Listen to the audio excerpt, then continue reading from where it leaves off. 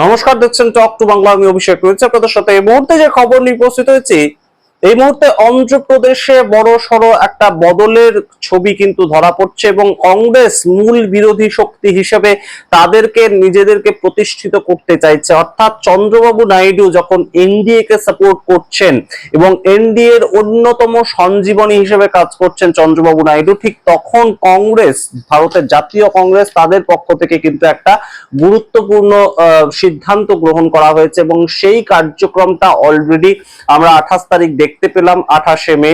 এবং সেখানে কংগ্রেস কিন্তু বড় সড়ো একটা রীতিমতন সমীকরণ বদলের ছবি তুলে ধরলো।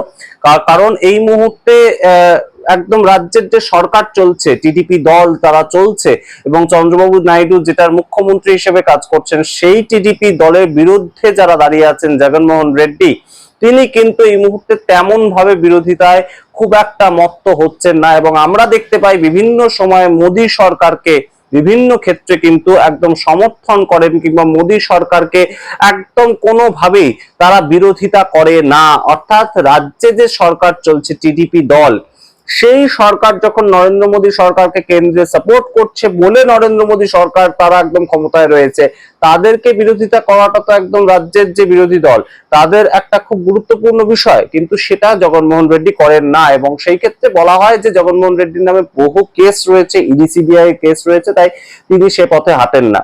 কিন্তু এই মুহূর্তে কংগ্রেস কিন্তু অন্যতম একটা গুরুত্বপূর্ণ সিদ্ধান্ত নিচ্ছে এবং বিরোধীর জায়গাটা যে একটা ফাঁকা হয়ে গিয়েছে, অন্ধ্রপ্রদেশে বিরোধী শূন্যতা দেখা দিয়েছে, সেই জায়গাটা কংগ্রেস কোথাও গিয়ে কিন্তু দখল করতে চাইছে।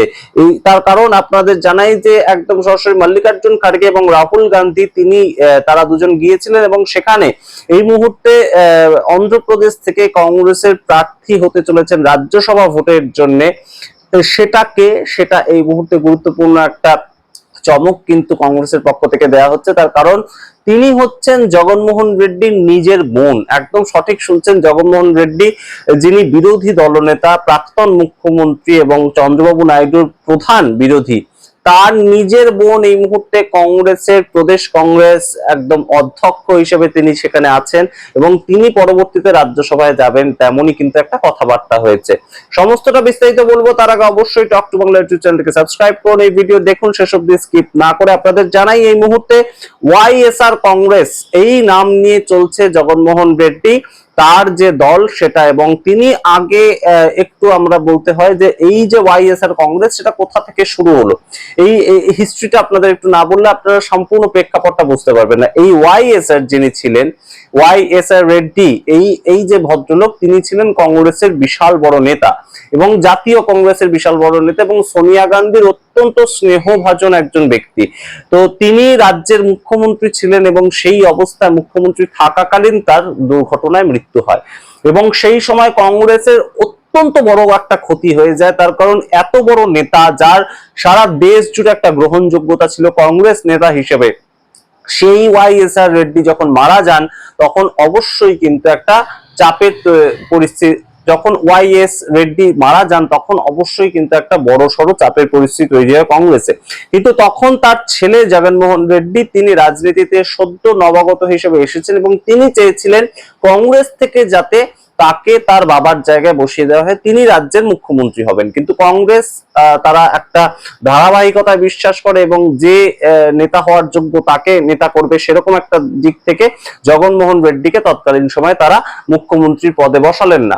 এবং সেইখান থেকে আমরা দেখতে পাই ওয়াইএসআর কংগ্রেস নতুন একটি দল তৈরি করলেন জগনমোহন রেড্ডি তার বাবার নামে। তার বাবার নাম ছিল ওয়াইএস রেড্ডি, তো তার বাবার নামে ওয়াইএসআর কংগ্রেস, এই হিসাবে তারা কংগ্রেস থেকে ভেঙে জগনমোহন রেড্ডি একটি দল তৈরি করলেন এবং সেই দলকে কিন্তু সম্পূর্ণ রাজ্যের মানুষ সাপোর্ট করলেন এবং তার বাবার যে অস্মিতাটা ছিল, সেই অস্মিতার দরুন চন্দ্রবাবু নাইডুর দল হেরে গেল, তৎকালীন সময় কংগ্রেস হেরে গেল সেই সময়, এবং জগনমোহন রেড্ডি রাজ্যের মুখ্যমন্ত্রী হয়ে গেলেন। একদম রাজনীতিতে নতুন হিসাবে এসেও তিনি মুখ্যমন্ত্রী হয়ে গেলেন।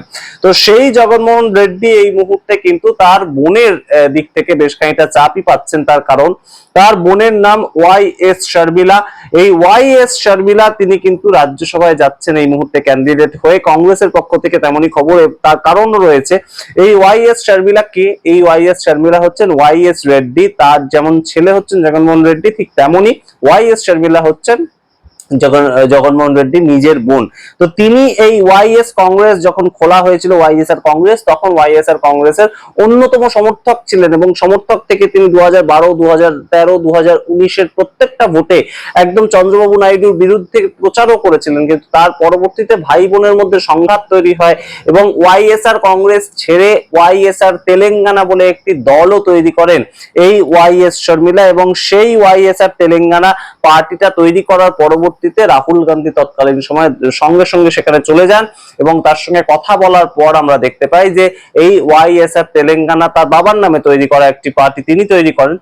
কারণ তৎকালীন সময় তেলেঙ্গানা সেটা অন্ধ্রপ্রদেশের সঙ্গেই যুক্ত ছিল, তার বাবা যখন মুখ্যমন্ত্রী ছিলেন সেই অস্মিতাটাকে তিনি নিয়ে এসে একটা পার্টি তৈরি করেন YSR তেলেঙ্গানা। কিন্তু সেই পার্টিটা সম্পূর্ণ মার্জ করে যায় কংগ্রেসের সঙ্গে, এবং কংগ্রেসের সঙ্গে মার্চ করে যাওয়ার পর থেকে 2024 সাল থেকে কংগ্রেসের প্রদেশ কংগ্রেস সভাপতি কিন্তু এই শর্মিলা যিনি রয়েছেন YSR শর্মিলা তিনি। তো সেই জায়গা থেকে এই মুহূর্তে একদম সরাসরি তখনই রাহুল গান্ধী তাকে বলেছিলেন যে আমি আপনাকে MP বানাবো এবং রাজ্যসভায় পাঠাবো। তো সেই জায়গা থেকেই কিন্তু একদম সরাসরি এই মুহূর্তে রাজ্যসভায় পাঠানোর একটা প্রেক্ষিত তৈরি হয়েছে। কিন্তু এখানে মূল যে প্রশ্নটা আসতে পারে যে তাতে চন্দ্রবাবু নাইডু তার সমস্যাটা কোথায় তৈরি হবে, তার কারণটা হচ্ছে চন্দ্রবাবু নাইডু এই মুহূর্তে তো একদম সরাসরি সামনের দিকে এগিয়ে যাওয়ার মতন একটা প্রেক্ষিত তৈরি করেছেন। তিনি সেখানে একদম আমরাবতী প্রজেক্ট করছেন এবং অন্ধ্রপ্রদেশকে নিয়ে তার বহু ধরনের প্রজেক্ট চলছে এবং মোদী সরকারের সঙ্গে অত্যন্ত অম্লমধুর সম্পর্ক থাকলেও ছেড়ে আসার যে প্রেক্ষিতটা সেটা এখনো পর্যন্ত অফিসিয়ালি তৈরি হয়নি। যদিও বিভিন্ন ইস্যুতে আমরা দেখতে পাই যে চন্দ্রবাবু নাইডু তিনি মোদী সরকারের বিরোধিতা করেন, কিন্তু সেক্ষেত্রে কেন কংগ্রেস যদি মাথাচাড়া দেয়, কংগ্রেস যদি বিরোধী হয়ে যায়, তাহলে চন্দ্রবাবু নাইডুর সমস্যাটা কি? তাহলে সেই ক্ষেত্রে আপনাদের অন্য রাজ্যে একটু নিয়ে যাই আমরা। তার কারণ পাঞ্জাবের ক্ষেত্রে আপনারা ভাবুন, হয় আকালি দল না হয় কংগ্রেস কিন্তু ক্ষমতায় আসতো, কিন্তু সেই ক্ষেত্রে এই দুটো দলের মধ্যে যখন আমরা দেখতে পেলাম যে একটা বিরোধীর জায়গা শূন্য হয়ে যাচ্ছে, সুযোগটা হঠাৎ করে নিয়ে নিল আম আদমি পার্টি, এবং আম আদমি পার্টি বিরোধীর জায়গায় থেকে তার পরবর্তীতে একদম সরকারে চলে এলো। এটাই কিন্তু হয় একদম সরাসরি। তামিলনাড়ুর ক্ষেত্রে AIADMK এবং DMK তাদের মধ্যেই ক্ষমতাটা এক্সচেঞ্জ হতো, কিন্তু সেই জায়গায় একজন বিরোধী হিসেবে নতুন মুখ চলে এলো কিন্তু টিভিকে, এবং তারাই কিন্তু সরকারে চলে এলো। এই জায়গাটা কিন্তু মানুষ বারংবার একদম প্রমাণ করেছেন যে কোথাও গিয়ে একদম যে নতুন বিরোধী সেই জায়গাটা কিন্তু মানুষ চায়, এবং সেই বিরোধীদেরকে একদম হাতে ক্ষমতা দিতে মানুষ কিন্তু দেরি করে না। এবং অন্যদিকে আপনারা যদি দেখেন যে মহারাষ্ট্রের ক্ষেত্রে যে ঠাকরে পরিবারের মধ্যে একদম দ্বন্দ্ব তৈরি হলো, উদ্ধব ঠাকরে এবং রাজ ঠাকরের মধ্যে একটা দ্বন্দ্ব তৈরি হলো, রাজ ঠাকরে নিজের দল খুললেন, সেই দলের আদপে বিশেষ কোনো রাজনৈতিক ক্ষমতা যে বৃদ্ধি হয়েছে তেমনটা নয়, কিন্তু রাজ ঠাকরে তার যে লেগেসিটা বহন করে চলছেন তাই জন্যই কিন্তু তার এখনো পর্যন্ত কিছুটা হলেও সমর্থন রয়েছে। ঠিক তেমন ভাবেই কংগ্রেস যেটা চাইছে যে YSR কংগ্রেস, সেটার যদি বিরোধিতা করতে হয় তাহলে YSR নামটাকে নিয়েই যিনি চলছেন অর্থাৎ তার নিজেরই বোন, YSR যদি কংগ্রেসের নেতা হন, সোনিয়া গান্ধীর অত্যন্ত কাছের একজন সজ্জন ব্যক্তি হয়ে থাকেন, তাহলে তার নিজের মেয়ে এখনো পর্যন্ত কংগ্রেসের নেত্রী এবং তিনি রাজ্যসভায় যাচ্ছেন কংগ্রেসের পক্ষ থেকে, এইটা প্রমাণ করাটা কিন্তু কংগ্রেসের পক্ষে খুব একটা অসুবিধা নয় এবং সেই পথেই হাঁটতে চাইছেন।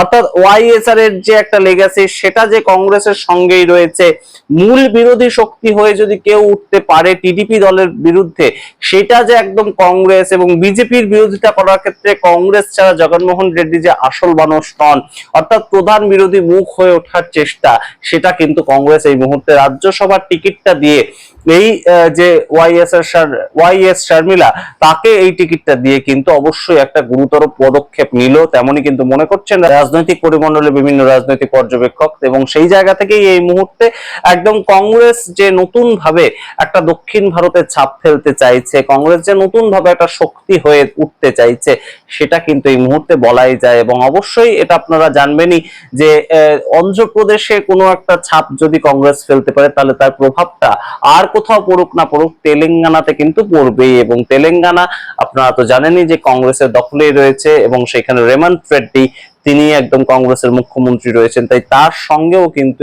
এই যে একদম যিনি তেলেঙ্গানা ওয়াইএসআর তেলেঙ্গানা বলে একটি দল খুলেছিলেন, তাকেই রাজ্যসভায় পাঠাচ্ছে কংগ্রেস, এই বিষয়টা তেলেঙ্গানার ভোটের ক্ষেত্রেও কিন্তু অবশ্যই একটা বড় সড়ো প্রভাব ফেলবে। সমস্তটাই রাখলাম আপনাদের সামনে। চন্দ্রবাবু নাইডুর মূল বিরোধী হয়ে উঠতে চাইছে কংগ্রেস অন্ধ্রপ্রদেশ রাজ্যের মধ্যে, এবং সেটা সেন্ট্রালেও প্রভাব ফেলবে তেমনই অনেকে মনে করছেন। আপনারা অবশ্যই আপনাদের মতামত কমেন্ট বক্সে কমেন্ট করুন। দেখতে থাকুন টক টু বাংলা। অবশ্যই টক টু বাংলা ইউটিউব চ্যানেলকে সাবস্ক্রাইব করতে ভুলবেন না। ধন্যবাদ।